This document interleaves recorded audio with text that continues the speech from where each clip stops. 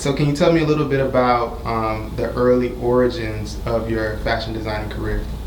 My fashion designing career started when I was about 7 or 8. I saw my mom sitting at like a small home machine, and I was like, "Mom, what are you doing?" And she was like, "I'm sewing."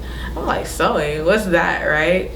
And she showed me what she was doing. She told me like, so you take fabric, you cut it out, and you make clothes out of it. And immediately I was intrigued by that, and I told her to show me how to sew. From there, it became like a source of income for my family. And me and my mom would stay up early. I meant stay up late to sew extravagant dresses for regular commissions, people doing birthdays, parties, weddings, all kinds of things. Wait, so you've been sewing since you were like 8? Yeah, I've been sewing since I was a baby. Oh, okay. So you ain't new to this. No. I am very much so true to this, okay? Dang. My like actual creative journey and like fashion designing, calling myself a fashion designer didn't really start till I was about 14 or 15. In 8th grade, I made my own prom dress, and that was crazy. I was late. Let me tell y'all, every prom I've been to, I was there for maybe like 45 minutes to the ending of the prom, because I always made my outfit last minute, but I had to make sure it was. And wait, so were you making other people's dresses too, or just yours? I was just making mine, baby. The kids didn't know I was on that life yet. Damn. Nah. And what a life! Like, that's wild. And so wait, so your mother was a fashion designer? My mom was a seamstress. Oh, more so a seamstress. Okay. So she would take on commission projects. And she learned from... She is gifted. So my mom, I'm Nigerian, first generation. So my mom came over here. She had me and my sisters. She just knows how to sew. It's something like when a kid picks up an instrument and they're not always that good at it, but there's something in it's like, oh, you could be really good at this, right? So my her mother didn't sew, but her sister was very gifted with knitting, and she'd make like extravagant and elegant purses and different types of tops and stuff. But my mom, her sewing capabilities came from God, if you will. Like, amen, though, for real. Yeah. All right, so let's fast forward to 14. You said you started calling yourself a fashion designer at that age, right? Yes. And so what did that entail? Did you start a brand? Did you start servicing other people? How did that happen? It happened because of the prom dress I sewed. I didn't know how to cut out patterns. I was just strictly like putting things together, techniques and stuff. So when I was making that dress, my mom, actually, I was like, "Mommy, you gotta help me." And I made her sit down, and I told her like word for word, like everything I wanted, how I wanted the dress to flare out, how I wanted the sleeves to look, how I wanted the neckline to look, right? And at that process, I realized I was designing something, right? And after that, I started thinking about how I could get into fashion shows or how I could create more pieces. And let me tell y'all something. Not everybody has a supportive mom. Not everybody has supportive parents. But my mom, she's the best. She's the greatest. My first fashion show I did when I was about 15, 16, Raw Atlanta. They still do things to this day, I believe. But I was the youngest designer there. All my models were older than me. My mom had a minivan. She went and picked up some of my models. And she took me to my fashion show. And this fashion show consisted of pieces that I'd made last minute. I think also inspired like by Black Panther and just my African ancestry, things like that. Nothing crazy, but it was my first show, and that's when I was like, after that show, that's when I was like, oh, I'm a fashion designer. Okay. No, you are, in fact. And not just a fashion designer, like slick, a child prodigy. Ooh, not child prodigy. You gonna gas me up. I'm not like that's crazy though. Okay, so where does your inspiration come from? You talked about your African origins. So when I first started designing, I'm African. So like I love the dresses. I love how extravagant and like what's the word? They're so flamboyant. I love that, right? And my mom, she's the original fashionista, the original diva. Like Shawty know how to dress, you know what I'm saying? So seeing her create her own dresses and outfits for parties and like church and stuff like that. really inspired me to create. Because first of all, sometimes I see something like, Mama, that's ugly. That's not cute. But then she'd go and turn it around and make it into something like crazy, and creating something. Because another thing is, like, I didn't grow up with a bunch of money or anything like that. So like going to make your clothes was like the cheapest thing, you know what I'm saying? Like, you know, get some fabric. My mom had plenty of fabric.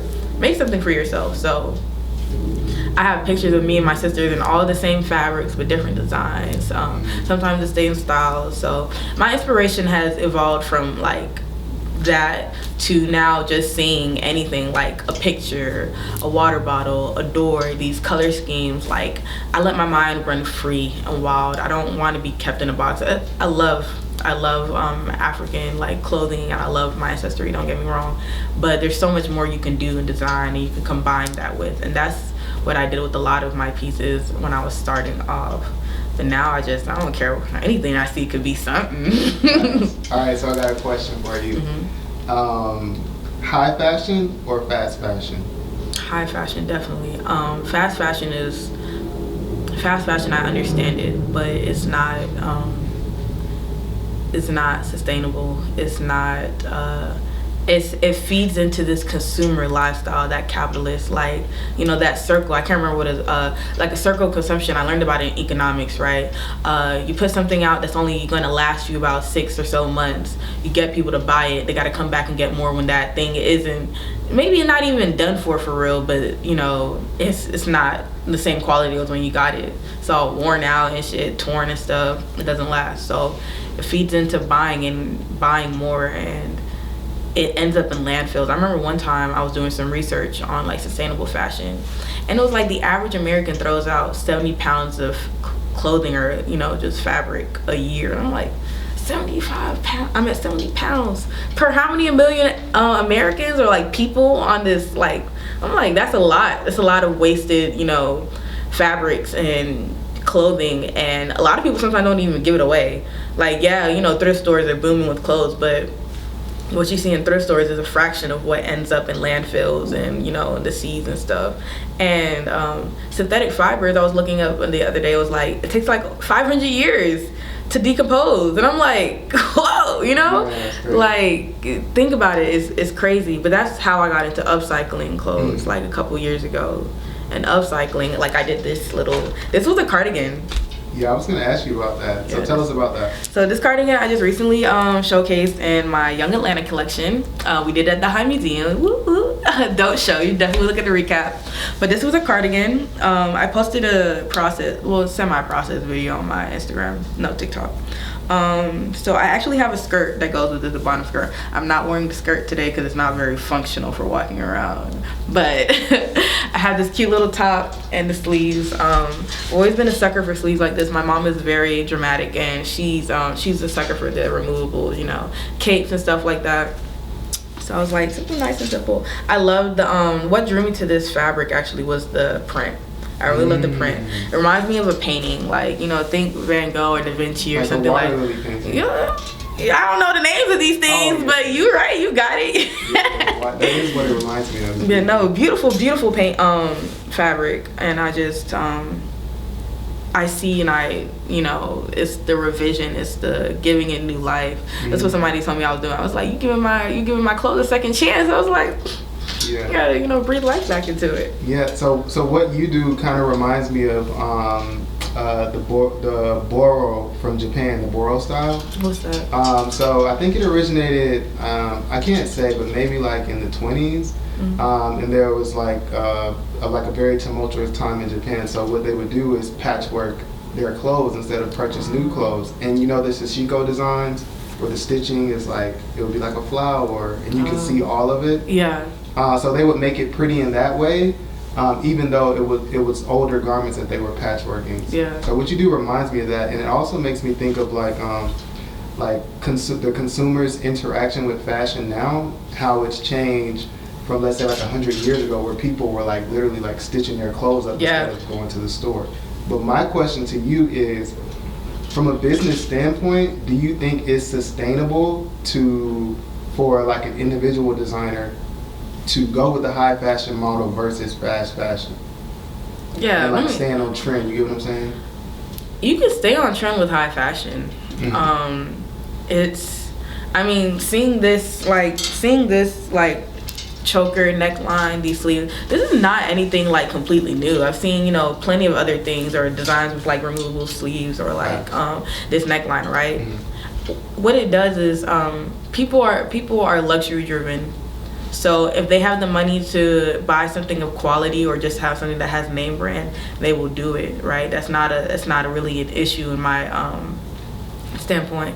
But you do have brands that come out, with the fast fashion stuff. You have brands that participate in that, but high fashion is consistency, making sure your turnaround time is like not too quick. Some people still have like, I'm extending mine to like a month now just with how much stuff I get, but turnaround time, making sure that people when someone likes what you're doing for them, they're gonna keep coming back regardless, especially when it's unique to them and their measurements. People love that feeling of, this is mine, I got this made for me, right?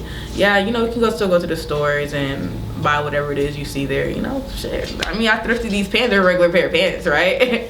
But it's the variety you have in your closet. I think that's what really keeps it alive, not having the same thing. All right. So let's talk about your specific brand. Like, so how did you start your brand? Give us the name first. My brand is Ellie Couture.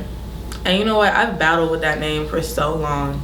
My mom, when I was younger, she used to call me Ellie.